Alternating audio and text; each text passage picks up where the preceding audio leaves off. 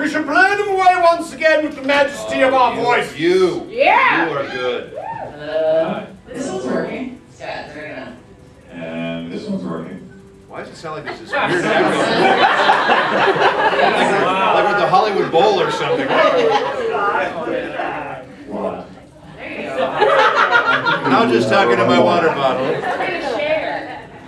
So, hi everybody. Hi.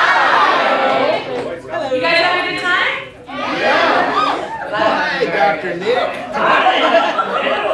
Oh, you're... Oh no. Oh,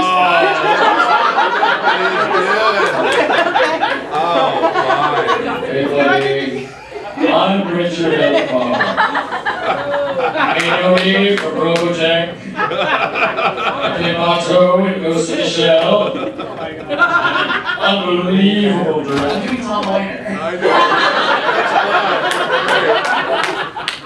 Thank you. That's horrible. I'm the greatest director ever. Ah, well. Are you me? I'm you. I'm you and you are me. He's Crispin. Cuckoo. Hi, I'm Mary Elizabeth McGlynn, and I play Mojo and Ghost in the Shell. I direct Naruto. I'm currently Sensei in that. I direct Cowboy Bebop and Wolf Train, and I'm currently singing the songs for Silent Hill and Shadows of the Damned and stuff. That's what I do. Awesome.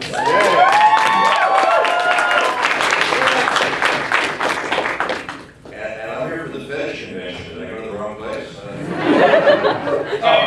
I'm Richard Epcar. And I'm Otto, Ghost in Shell, and I started Robotech, and we bought the Dude, and I bought a bunch of games. And the new Skyrim game. Yeah! I'm in Kingdom Hearts. Raven and Joker in Mortal Kombat vs. Universe. And a bunch of stuff. And I'm also in the new show on Nickelodeon called Legend of Korra. There you go. That's amazing, exciting, isn't it? My name is Crispin Freeman. I was just been working on Diablo 3, playing the male wizard, which has been great fun. Young Justice, where I play Red Arrow. And I also work on Naruto with Mary Elizabeth McGlynn. And I should be here. Yeah! Oh, yeah. We have power. My name's Scott, and I'm gonna. Oh. I'm eating, right? Yeah. That'd be right. Wow. My name's Scott, and I'm a whizaholic. Hi, Sometimes Scott. I need 4 or 5 cans of whiz to get through the day. Sometimes I will whiz alone in the morning. Wow. Sometimes I cannot feel socially able and competent unless I have whizzed a little beforehand. But face, I am whizzing great. I'm going to get another bucket. It's not a voice actor. I've been doing this for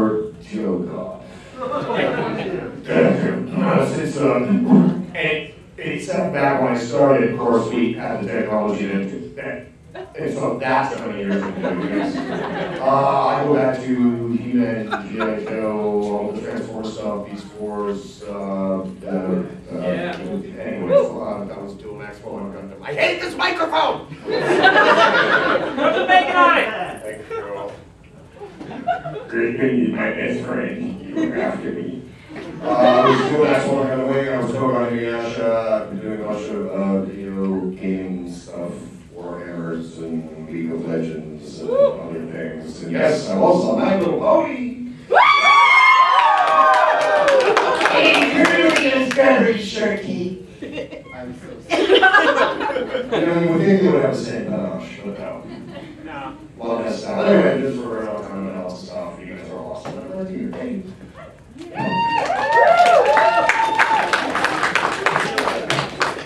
Well, that seems to conclude our panel. Thank you everyone for coming. Quest Questions! Answers. We shall do them all! Yes, we'll start at the front. All right, I have a question for Scott McNeil. All right, He's over I mean, I saw the name tag and it's right. My social experiment worked! Look at all my palms! Success! Okay, I'm sorry. My question is for Crispin. Whiz head. You played Straight Cougar and Scryed. You seem like a really mellow, calm, relaxed dude. How did you get into Straight Cougar's character? It's called acting.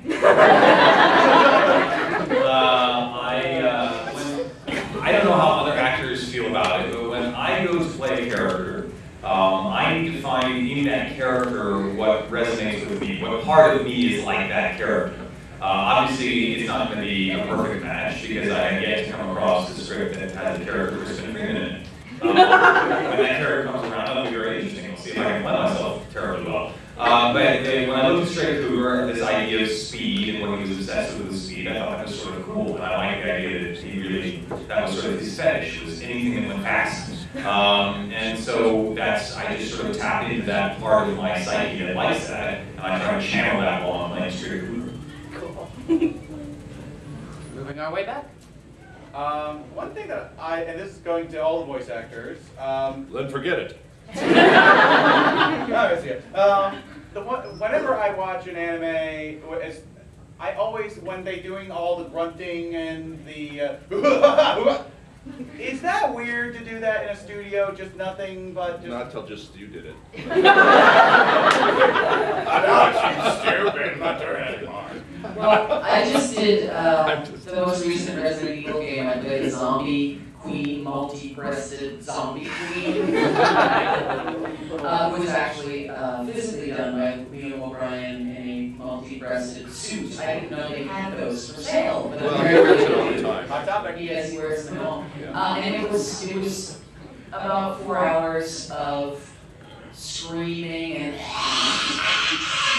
yeah, you have to get over the fact that there are people staring at you. How do you do this? I mean, I think crying is harder because you don't want people to look at you when you cry. You know, it's like, don't look at me. But all that other stuff, it's just playtime. It's just like, you know, it's literally, we're just playing for a living. So it's really fun. You visualize stuff. If you've got a good director, especially when you do battle sounds or efforts or pain efforts, okay, and your hair's on fire, and now you're being eviscerated. And now, so you just kind of let your imagination run wild and try not to have a filter or judge yourself before you do it, because you'll surprise yourself with the weird crap that can come out of it from this end.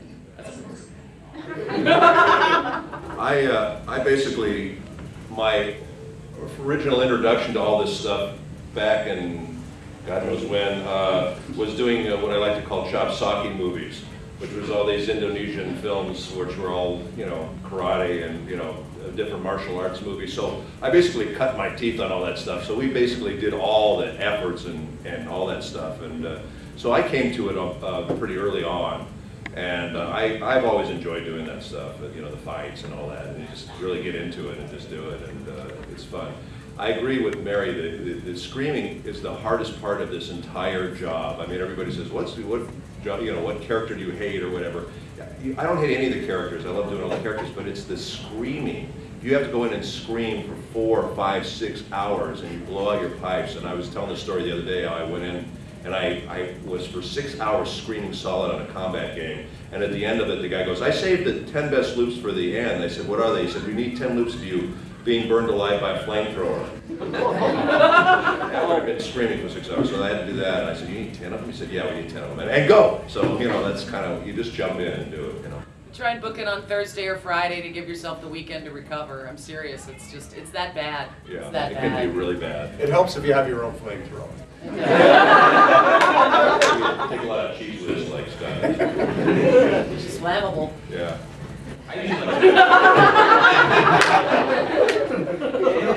Don't give him any ideas. Oh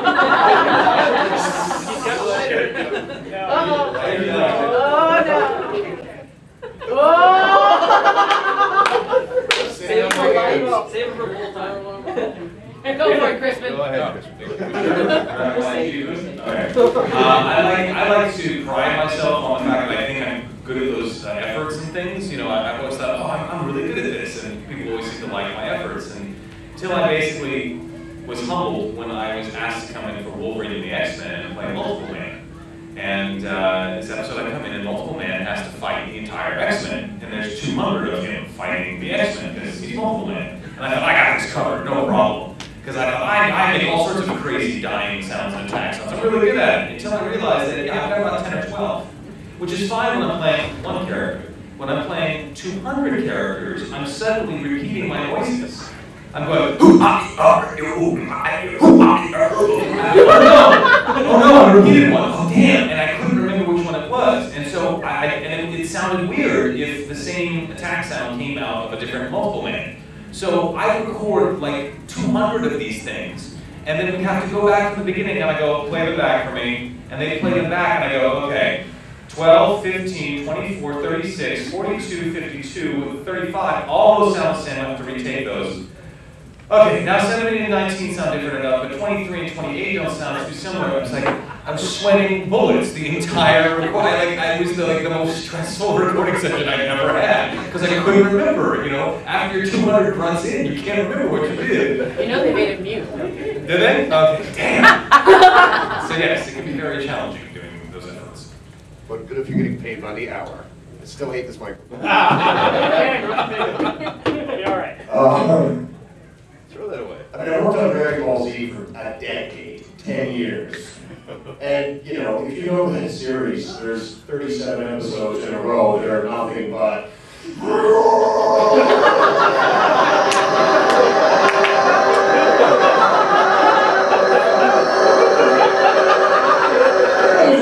Oh my God, it's over!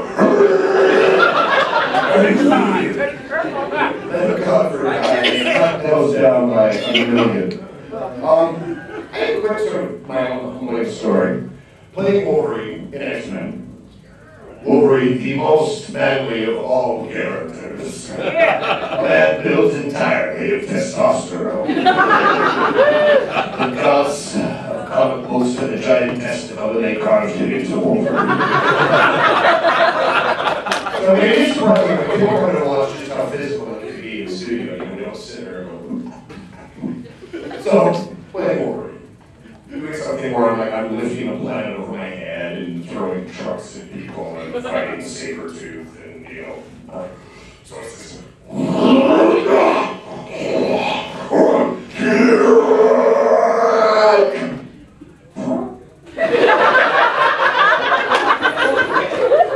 The action stops. Everyone's like, can you play that back? Now, I have to be clear here. This was not a normal fart. This was the fart of a 2-year-old girl. This is just me going, oh, thank God this microphone's recording me. Keep a 2-year-old gorilla. You don't want to know, trust me. That was kind of embarrassing in the studio. In the visor, yeah. What's your favorite animes that you guys have not worked on? There are animes that we haven't worked on.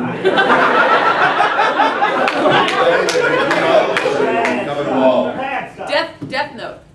I wish I worked on Death Note. Yeah. Well, I would have liked to work on Cowboy Bebop. Yeah. But no. I did the game. I did a little bit on the game. I don't remember what I did on the game, but I would have loved to work on that show. But I didn't cast it. What about you, Chris? My favorite anime film is Octa Castle in the Sky. Yeah. And my favorite anime TV series still to this day is The Vision of Escaflowne. actually had that for dinner last night. Did you? Delicious, really good. It was actually watching The Vision of Escaflowne and wanting to work on the show that inspired me to become a voice actor. Really? Yeah. I was like, I gotta get on that show somehow. I gotta get in the industry so I can get on that show. Unfortunately, it went to Canada. And I wasn't living in Canada at the time, so I couldn't work on it. So I didn't get yet to see a TV series that I love as much as that show. Eat more cheese whiz or get to Canada. Okay. You in the yellow shirt. Okay, for Mr. Freeman, last year you spoke about the meaning and the symbolism in the ending of Wolf's Reign. So I was wondering, Mr. Rosewater, the ending of the Big O, what? So, what I love working about, what I love about working on Wolf's Reign was the fact that I was in New York when I first saw the Cowboy Bebop dub, and I thought, who is working on that? I need to work with them. And I moved out to Los Angeles, and luckily was able to meet Mary Elizabeth, and we ended up working on Wolf's Reign, which was a dream come true to me, because not only was it almost the entire same production crew, both in Japan and America, as Cowboy Bebop, but had all this really cool mythology stuff underneath it as well. So Mary Elizabeth and I were geeking out over every episode. Oh my god, you see the next episode, and we were actually talking about the meaning behind it and trying to craft to make sure it really worked well. Big O comes along, and there's all sorts of really interesting symbolism in Big O. A lot of it is Abrahamic. You have a lot of Jewish and Christian symbolism in the Big O. But the actual underpinnings of the cosmology underneath it is actually still Shinto and Buddhist. It actually isn't working on an Abrahamic system. But I was in a recording session for the Big O as Alan Gabriel, and I'm in there, and Leah Sargent was voice directing us. She also played Dorothy. And I'm sitting there, and Leah says, "So Crispin, you do these presentations on mythology and stuff. Yeah, you do that?" I go, "Yeah." "Well, how did that happen?" "Well, there was this producer in Japan called Kenji Uchida, and he really inspired me." She goes, "Uchida?" I said, "Yeah." She said, "He's sitting right next to me." You want to watch me fanboy? That's exactly what happened.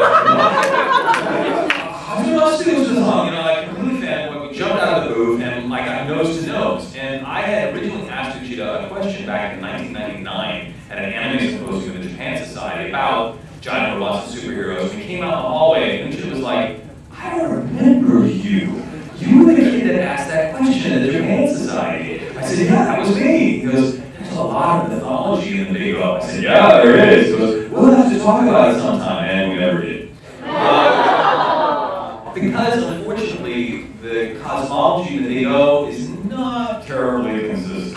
It doesn't sort of hold together nearly as well as the cosmology in Wolf's Reign. One of the things I love about Wolf's Reign is it has an ending. You know, it has big end. It has a big ending because the fact is, a story doesn't mean anything until it has an ending.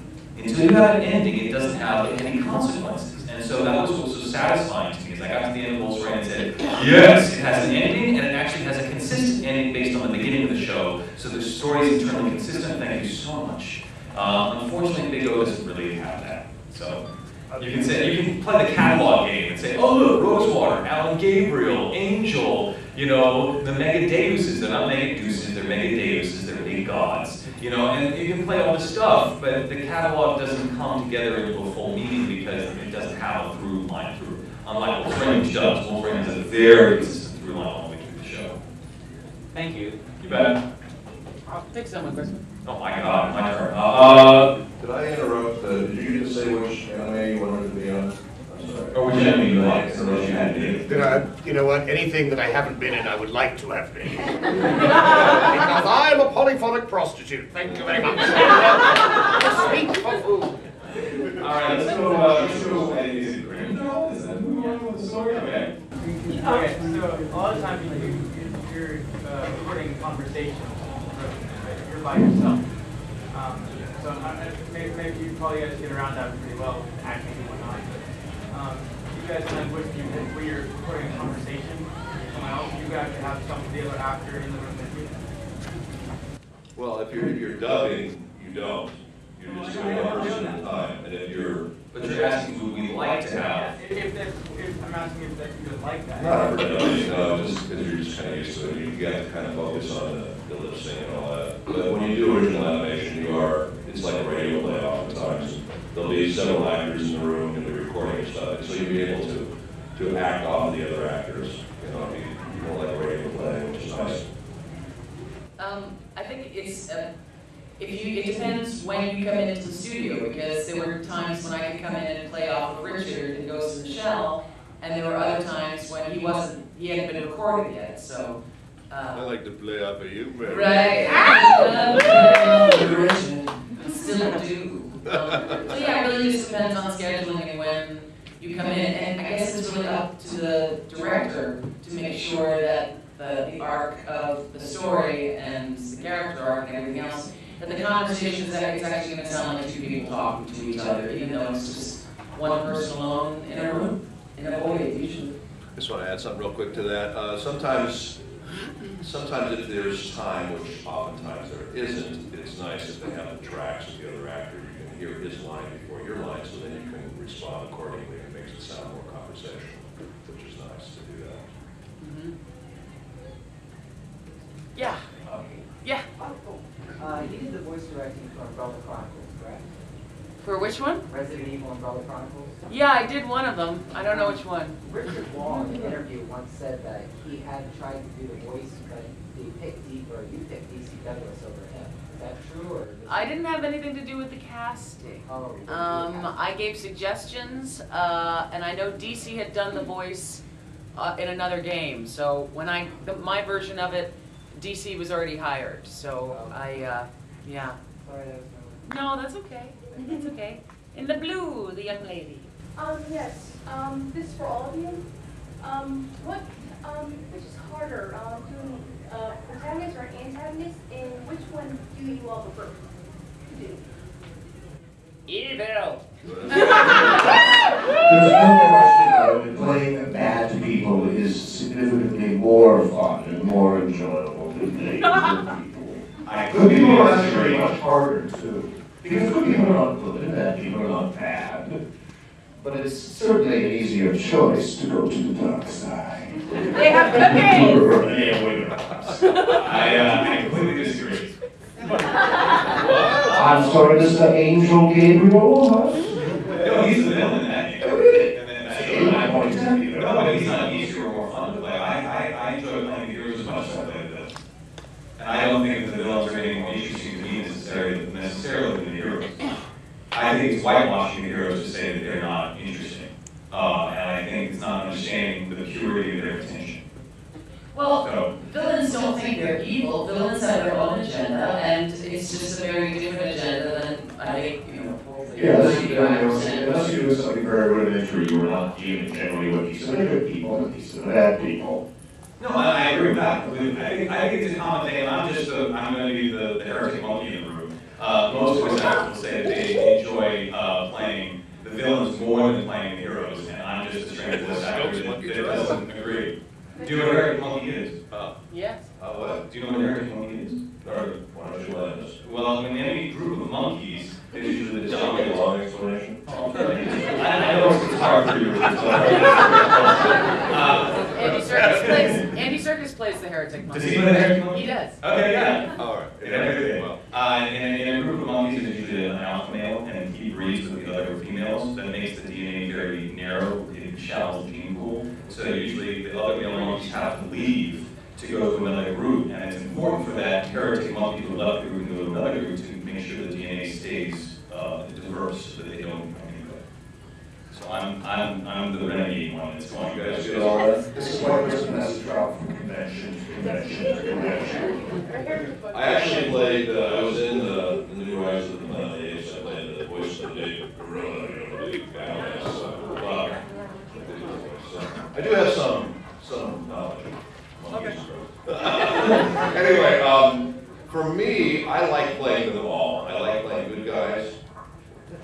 Yeah, I know, it's freaking me out. I like playing good guys, I like playing bad guys. Bad guys can be a lot more fun at times because they do tend to, have more fun with their evilness. But the heroes are fun too. I like to be a good guy, and so for me, I like them all. One of the true beauties. One of the true beauties of voice acting is that you can do all of it. You really can. I mean, I've played men, women, children, pan-dimensional space beings, some pure intention evil, like Jimmy Smallball of crime fighting wasabi on a show called Sushi Pack. Grumpy Bear when I was Wolverine. It's the joy and the freedom of what it is that we get to do as actors, which means there are no limitations, and you can. Particularly in a really group, you may be the protagonist. You may also be this. Is the antagonist. But you may be both in the same show. which is where it gets really fun as an actor. You know, and then to find the darkness within the light, the darkness and all that actor crap, which is just actor stuff. So that's funny. Voice actors, great job, people. Thank you. I love it. I'm sure you guys have all done this, where you get to play different characters and have conversations with yourself as different characters. And to me, that's like really fun to do that. I want to pick one. Anyone want to use Pick one, Scott. I have a question for you, Scott. All right. You said you wanted to play every single character. How about a character from hentai? What makes you think? What makes you think I haven't done played?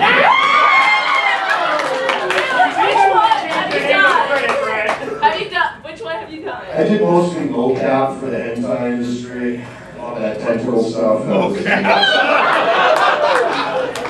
that a chicken place? That's Arya Foul Bondage hentai. I have actually. It's, you know, it's a job, it's weird. As long as you do it with your eyes closed, it's fine. Just don't touch anything in the studio. Alright, back to an earlier question where you guys were talking about the characters that you would like to play. Are there any series that have not actually been dubbed that you are hoping that you can cast in? Are there any shows we're looking forward to That haven't been dubbed yet? Haven't been dubbed yet that we'd like to? That you would like to possibly be cast in? Yeah, there's a movie that I would love to work on that's never been dubbed, Totally Godfathers.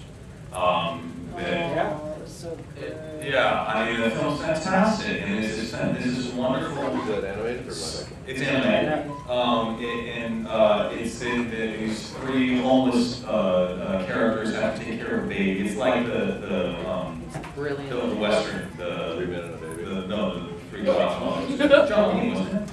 Wasn't John Wayne in that? 3 Men and a Baby? No.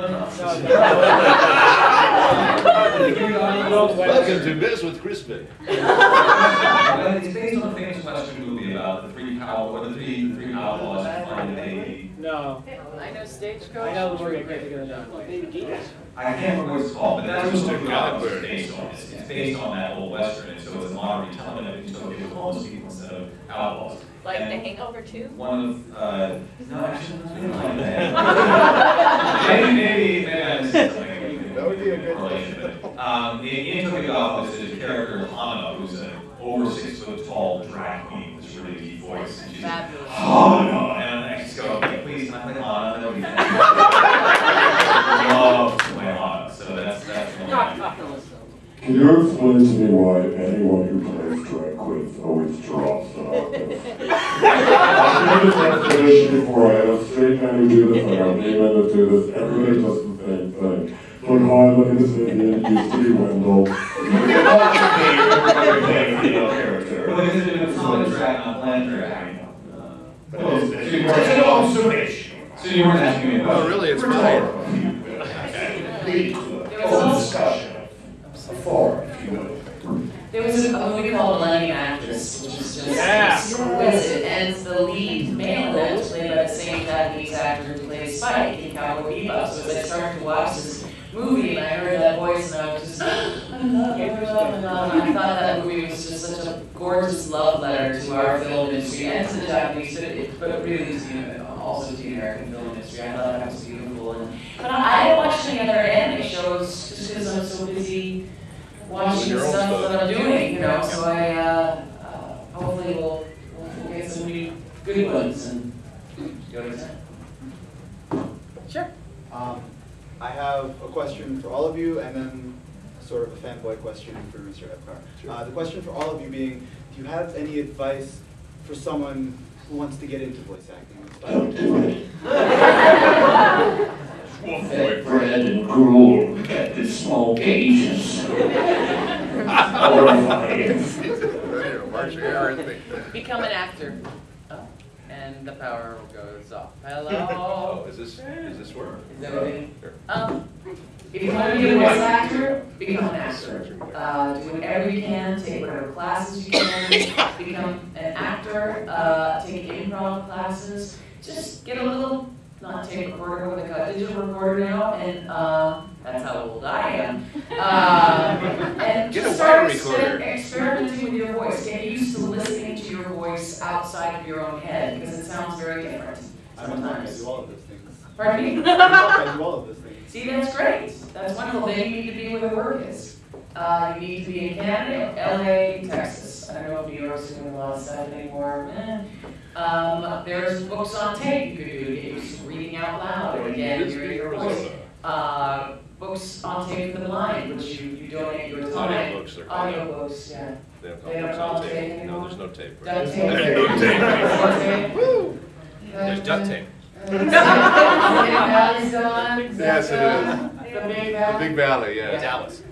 So you need to be where the work is, and you need to desperately become an actor more than anything. And then you can go online, voicebank.net, and listen to everybody's demo. Everyone, Tom Kenny, who plays SpongeBob, you can listen to his demo and see what your competition is, and also hear how a really good demo is put together. And then start sending it in. Get an agent. What was that website? Voicebank.net. Thank you. You're welcome. Any other suggestions, guys? And just go find it on the internet. Yeah. Yeah, no, I agree with Mary wholeheartedly. Become a good actor because it's so important. A lot of people come up to me all the time and go, I have a good voice, and people tell me I have a good voice and blah, blah. Then you get them in the studio and they can't read copy to save their lives. So you have to be able to bring that words off the script and bring it to life and make it come alive. And it almost goes beyond their being a good actor, because what we do is kind of a real niche in that we don't have a chance to oftentimes pre-read the stuff we go in and do. So we're basically cold reading performances when we go in. It's the first time we've seen a script, so we have to bring it to life immediately. There's no, and your competition is going to go in there and they're going to nail it in the first take, and they're going to just keep nailing it. You have to be that good when you go in and compete with these people in an audition, because if you mess it up, they're going to remember and they're not going to ask you back. So you have to feel really confident and competent when you go in there and just knock it out of the park. Voice actors are like the shorter crooks of acting. We have to just whip it up now, and it better taste good. Yeah. And the thing is that that's why voice actors so often will stress improv. Because improv is just like voice acting. You have to completely commit to an acting decision as quickly as possible, and then change on a dime if they ask you to. And that's why improv is such a great place to train for voice acting. My advice also would be to check out my blog and podcast. I have a whole blog and podcast on voice acting called Voice Acting Mastery. It's at voiceactingmastery.com. Because I get this question all the time. And it's a very simple question, but it's a very complicated answer, especially based on each individual skill set and everything else. So I wanted to answer that question in as much depth as I possibly could. So I would suggest checking out my podcast and listening to it. I've been doing it for almost a year now. So there's lots of episodes to listen to that will hopefully give you a sense of what it really takes to work as a professional, as a voice actor. What's the website? The website is voiceactingmastery.com. And you can get to it from CrispinFreeman.com as well. Yeah. There you go. And you can subscribe to it in iTunes. You can bring it up in iTunes, type in voice acting or voice acting mastery, and I pop right up and you can subscribe. Yeah, this would be a little bit of reiterating what Mary Elizabeth said. When I teach, I will stress very heavily, because I do meet a lot of people going to 4,336 voices. And I go, that's awesome. Can you add? And if the answer is no, and often it is, to be perfectly honest, you will never work. If you have one voice that you can bring to it, it's your own, and you are genuinely good at it, particularly with animated, it tends to be a little more realistic, for want of a better word. I mean, for someone like me, most of my work is in pre-lay and involves being very strange and very like Tom King weird and blah, blah, blah. But another thing I will sort of add to that, when I teach, people, I had somebody ask me today, so I got this job, and how do you come up with a voice? And my response to that is, I'll cite the man who I think is the greatest voice actor of all time, is Bob Lang. The reason that we still believe, in spite of what my therapist tells me, that rabbits and ducks can talk, is not because nobody never ever created a voice. Even if it was something really incidental, he always created a character.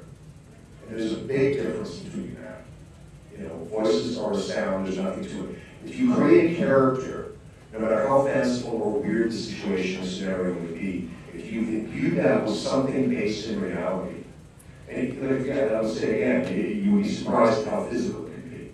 You know, I'll say myself, in a show like Beast Wars, I put 4 of the main characters, people would come in and watch and just go, it's so strange, because everything morphs in you.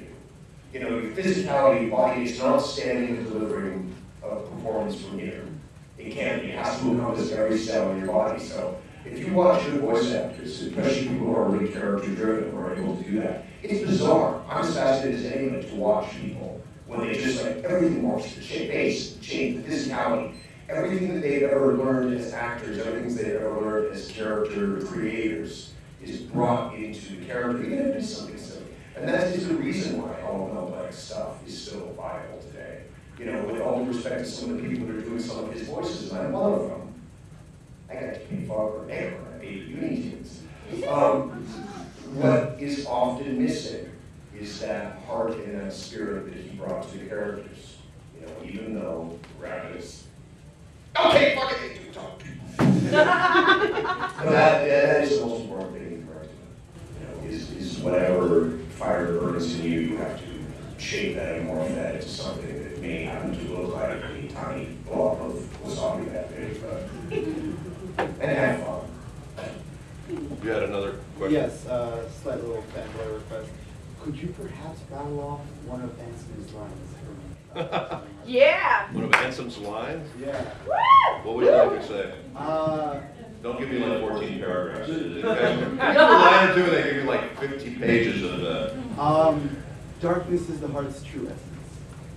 Darkness is the heart's true essence. Thank you. Good everybody. Let's go way in the back. Yes. Blue hair of fabulousness. Yes. No, that's you with the blue wig and the white uniform. Richard? Yeah.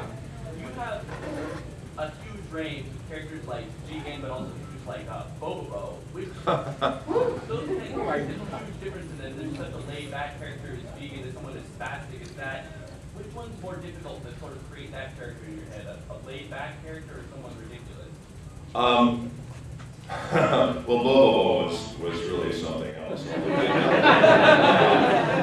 In fact, you know, I was telling a story at my panel the other day about how they asked me 5 times to do that show, and I turned it down 5 times. I just didn't want to do it. I just thought it was ridiculous, you know. And I finally, but they kept hunting me down. They had auditions and auditions. They couldn't find anyone they really wanted to do this character, and they kept finding me, you know, and asking me to do this character, you know, and calling me and bugging me. I'd open my refrigerator and they'd, Epcar, you gotta do it, you gotta do it! Everywhere I went, I'd go to the bathroom, he'd be in the toilet, Epcar, you gotta do it!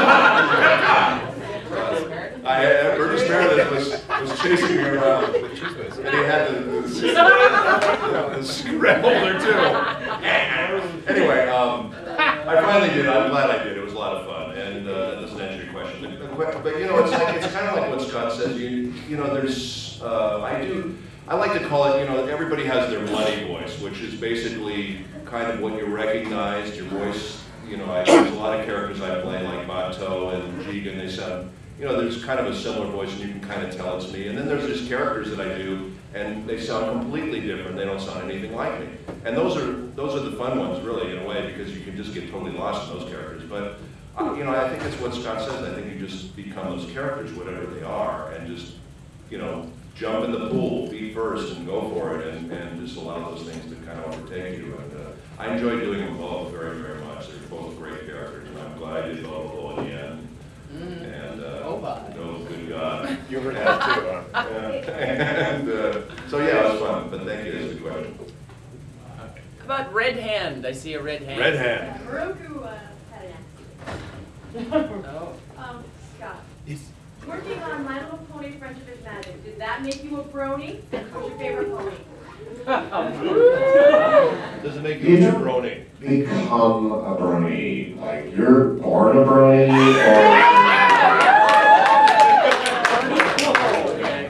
In those studies, there's parts of the brain that is different in a brony. No, Sorry, I don't know if I am a brony. Although working on that show is true because I'm working with these amazing, amazing people. My favorite pony is Rainbow Dash, okay? But my favorite person on the show is Pinkie Pie. Pinkie Pie? Pinkie Pie, just because it's fun to say. I want to name my child Pinkie Pie. Or Chlamydia, which I think is a beautiful word. Yes. Actually, I saw this on David Kay's Facebook page. He commented about Chris Rock making a comment that most actors have it so easy. I need to go to the store and they give me $1 million. Making that kind of a comment. I'm going to go on a little tangent here. About big budget animated features, utilizing names, and frankly, let's be honest, that's what they're doing. With the exception of Pixar, who casts brilliantly and it always pays off, there are other companies, you can figure out the blanks, who like to get celebrities to do voices in movies. There is a very big difference between being, and there are people that do this who are very good actors. You know, it's like people who are intensely brilliant film actors, where it's all in the eyes, man. Well, guess what? It's a freaking cartoon. They don't have the eyes! What often will happen is persons like us, and I can speak personally, I have done this numerous times, we will be hired to create the character and do the performance. We will do said big budget blockbuster Hollywood epic that's coming soon to a theater near you in epic IMAX 333 DDDCCCGGII. They will bring in a said name. And please understand there are people who are celebrity status who do these things that can be brilliant. But there are others. They will then play line 132C.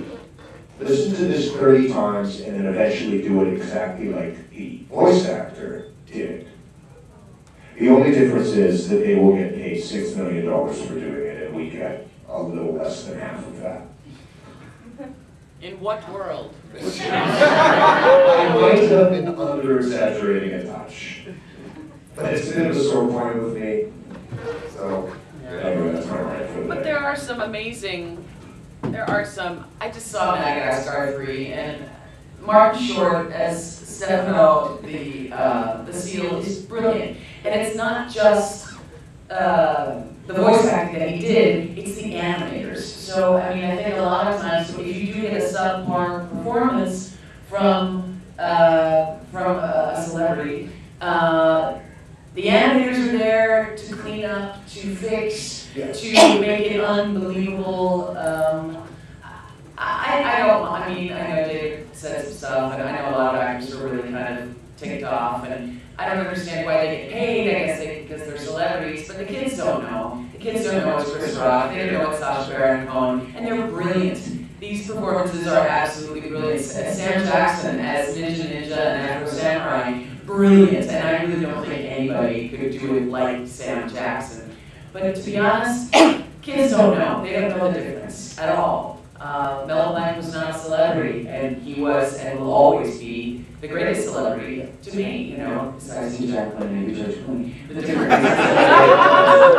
you know, so it sucks that they get paid so much and that they're really sort of standing on the shoulders of some brilliant voiceover actors who don't have the recognition or don't have the Q rating or whatever it is, but I have no problem with that though. If it is somebody delivering a brilliant performance that only they can create, that's very different. And there are a lot of movies where they have done that, and they, you know, like they brought it. Like, you know, I'm sorry, I love Jack Black in Kung Fu Panda. Yeah. Because it was well cast. When I'm ranting, I'm talking more about some of the, you know, a little more linear. We're going to do a serious thing, and we'll just get.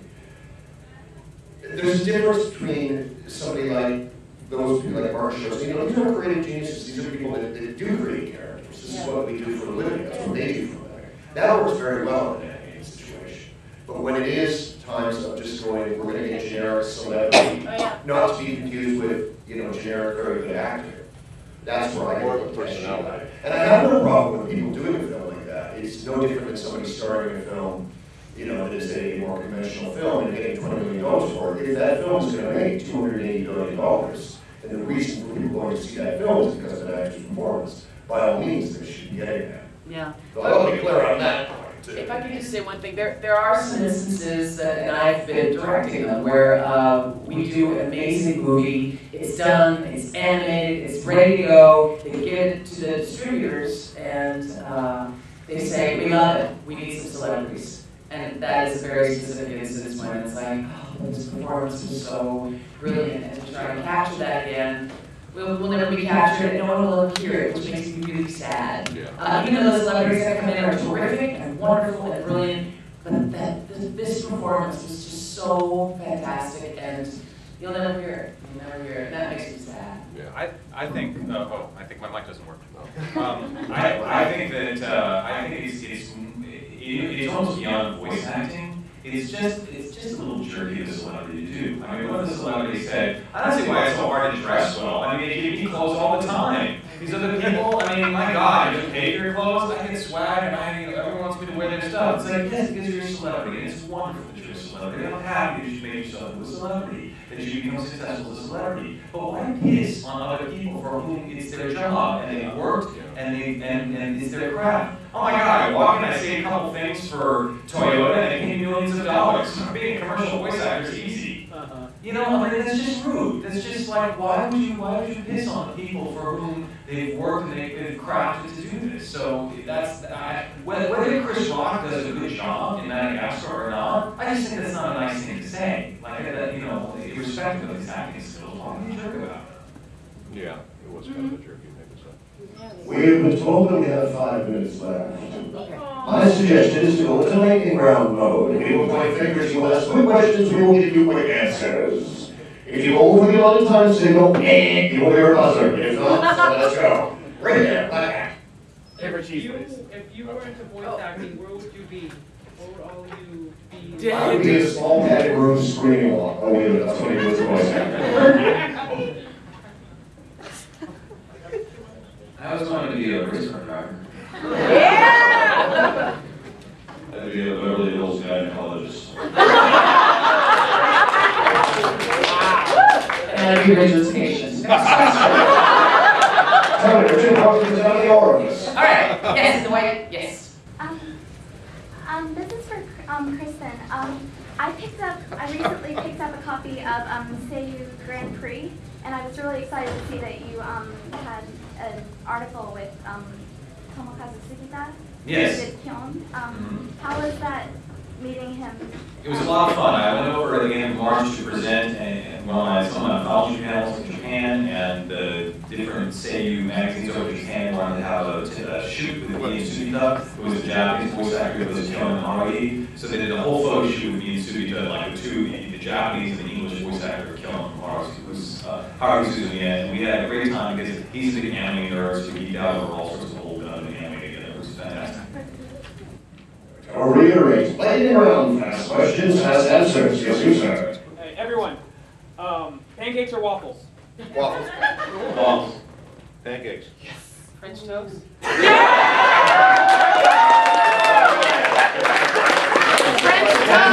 French toast and pirates. Yes.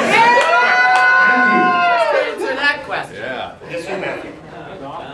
Mr. Epcar, any stories from your time at Saban Productions that won't get you sued? No. No. No. Not a one. I don't have time, unfortunately. In the back, and the first one to hand up, yeah. I've seen green. Okay, if I point vaguely, you're actually having a question. Yeah, all the way in the back, green shirt. Yes, you, turn around, stand up. Yes. What? This is a lot of you. What do you think of the anime to live action movies trend? I think you just need to look at Dragonball Evolution to answer that. The question is, what do you think of the anime to live action movie trend? Oh. Yes. Oh, Dragon Ball. I like animation. I don't care for live action nearly as much, so I'm always going to say if it was brilliant animated movie, why make it live action? There you go. Yes. Yes, you in the glasses. I didn't see Last Airbender, but I heard the live action was. So, you know, but it can work, it just, sometimes it doesn't work well. Yeah. I have a request of Scott. Can you do the Diamond Dogs, please? The Diamond Dog? Yeah. Is that yoga pose? I'm sorry, I didn't know what are you talking about?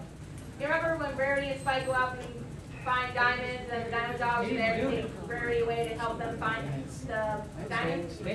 I don't think he was in that episode. He was the Buffalo Chief. He was a buffalo. And I was also fully planned We've got to do our I was saying kittens. Hopefully that answers your question. Yes. I failed. Yes, you were looking behind you to see if it was someone else. Yeah, you explain it. Favorite colors? Favorite colors? Favorite colors? Plaid. Yeah! Blue. Black. Blue! See? President Scott, that you two are one to answer. What are your thoughts on the whole abridging scene? Like Team 4 Stars, Little Doritos, what do you think of this? Is it cool? Over to you, Crispin. I think the Hellsing Abridged is very funny. Yeah! Woo! Woo! Richard has no idea what that is. I have no idea, but I love your shirt because it's a The Laughing Man, yes. Yeah. What do you guys think of Tsunami being back? Awesome. Yeah! Woo! Rope ejects. Look at that inspiration in your face. Yeah. Really quick, Mr. Epcar. Yeah. I had forgotten. Do you play Young Master Xehanort in Kingdom Hearts 3? I just play Xehanort. Oh, just the old Xehanort? Not old Xehanort, Xehanort, and then an old Xehanort. Then there's Terranor. Oh, right. And there's slightly skewed Xehanort. There's 5 or 6 Xehanort. Okay. There's Yes. also Midnight Crisis Xehanort. Yeah. What's the worst anime you've ever seen? What's the worst anime you've ever seen? Oh, wow. Oh. Dragonball Z.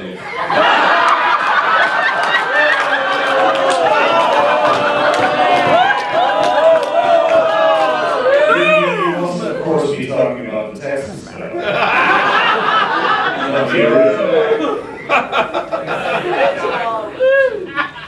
Shake my balls, take you! Get you a Sharpie! Oh, Scott, which characters did you voice for Beast Wars? On Beast Wars, I was Dinobot, Dragonball Z, and Silverbolt. I know, we're all getting down the ship. And of course, Silverbolt's strong, proud, brave, and strong. What the hell are you doing? I have no idea. I don't care. Wow. Did you anything from Motoco? Look at, there's Motoko right there. Stand up and show us Motoko. I wish I had a. Wow.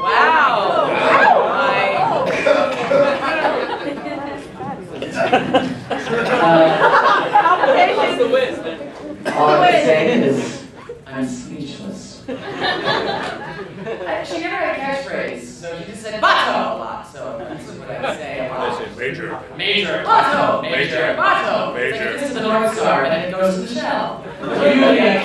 Yulia, and that's the worst anime I've ever seen. So thank you. I said it, I was in it, I hate it. Absolutely one last question. You're looking painfully rare over there. It's just your representation. Are you voicing in the new Resident Evil 6 coming out? We can't say. Can't say. Can't say. Can't say. No. Last antennas in the back, yes. Last question.